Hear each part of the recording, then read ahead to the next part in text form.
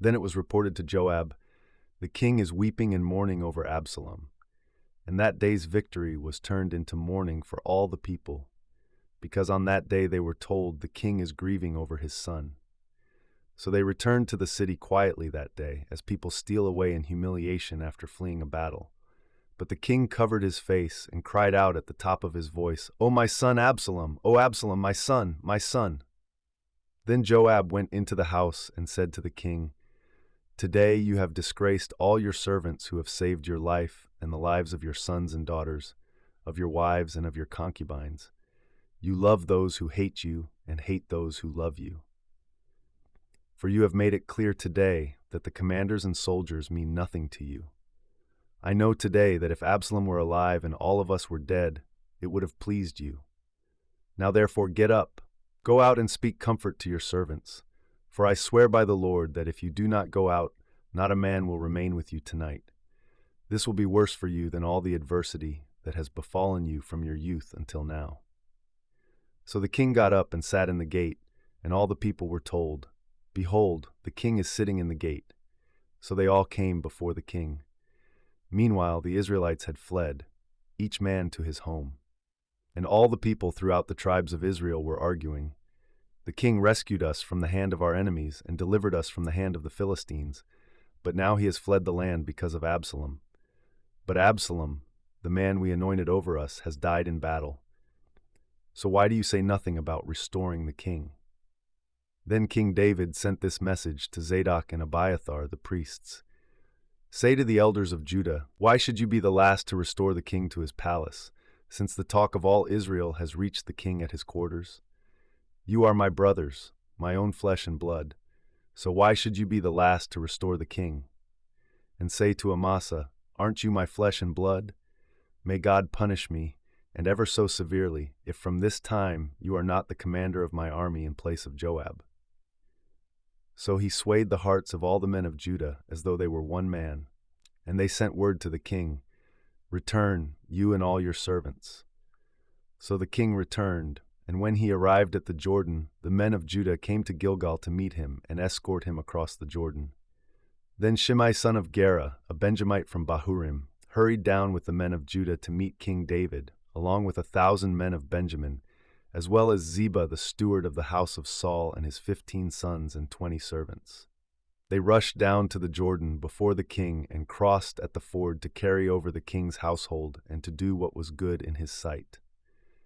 When Shimei son of Gera crossed the Jordan, he fell down before the king and said, "My lord, do not hold me guilty, and do not remember your servant's wrongdoing on the day my lord the king left Jerusalem.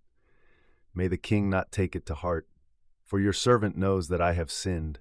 So here I am today as the first of all the house of Joseph to come down to meet my lord the king." But Abishai son of Zeruiah said, "Shouldn't Shimei be put to death for this, because he cursed the Lord's anointed?" And David replied, "Sons of Zeruiah, what have I to do with you that you should be my adversaries today? Should any man be put to death in Israel today? Am I not indeed aware that today I am king over Israel?" So the king said to Shimei, "You shall not die." And the king swore an oath to him. Then Mephibosheth, Saul's grandson, went down to meet the king. He had not cared for his feet or trimmed his mustache or washed his clothes from the day the king had left until the day he returned safely. And he came from Jerusalem to meet the king, who asked him, "Mephibosheth, why did you not go with me?" "My lord the king," he replied, "because I am lame," I said, "I will have my donkey saddled so that I may ride on it and go with the king. But my servant Ziba deceived me, and he has slandered your servant to my lord the king. Yet my lord the king is like the angel of God, so do what is good in your eyes. For all the house of my grandfather deserves death from my lord the king, yet you have set your servant among those who eat at your table. What further right then do I have to keep appealing to the king?" The king replied, "Why say any more? I hereby declare that you and Ziba are to divide the land." And Mephibosheth said to the king, "Instead, since my lord the king has safely come to his own house, let Ziba take it all." Now Barzillai the Gileadite had come down from Rogelim to cross the Jordan with the king and send him on his way from there. Barzillai was quite old, 80 years of age, and since he was a very wealthy man, he had provided for the king while he stayed in Mahanaim. The king said to Barzillai, "Cross over with me, and I will provide for you at my side in Jerusalem." But Barzillai replied, "How many years of my life remain, that I should go up to Jerusalem with the king? I am now 80 years old. Can I discern what is good and what is not? Can your servant taste what he eats or drinks? Can I still hear the voice of singing men and women? Why should your servant be an added burden to my lord the king? Your servant could go with the king only a short distance past the Jordan. Why should the king repay me with such a reward? Please let your servant return, that I may die in my own city near the tomb of my father and mother. But here is your servant Chimham. Let him cross over with my lord the king, and do for him what is good in your sight."